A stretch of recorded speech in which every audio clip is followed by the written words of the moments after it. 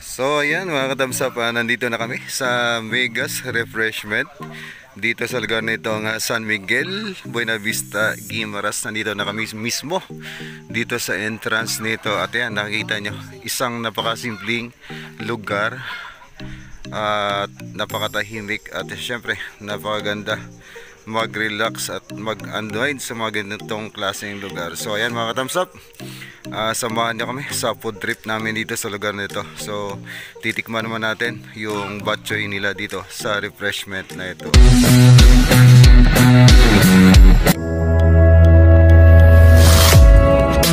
So ayan mga katamsap, ang isa pang napakaganda sa lugar na ito, itong Muegas Refreshment ay nandito mismo sa tabing dagat nitong San Miguel.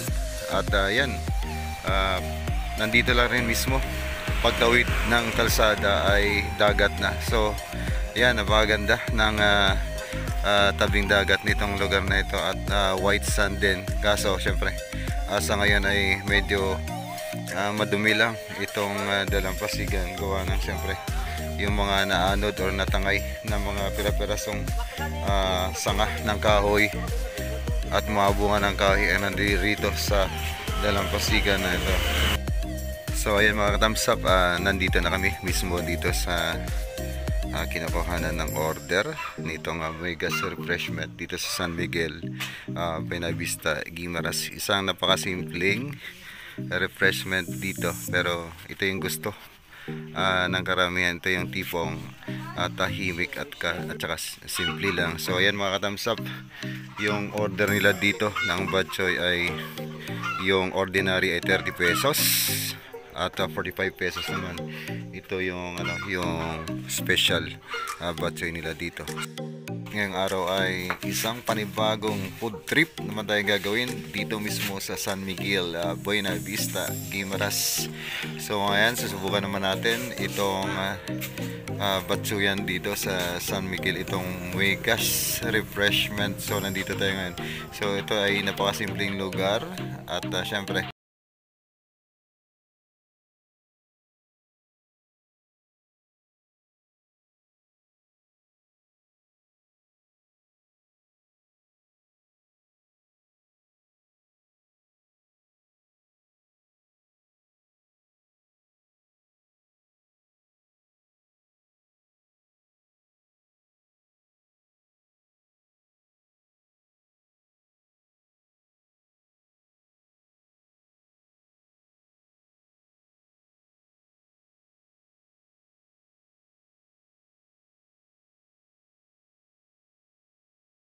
yung special ay 45 pesos at ang ordinary naman ay 30 pesos. Kaya sa 30 pesos sold ka na rin.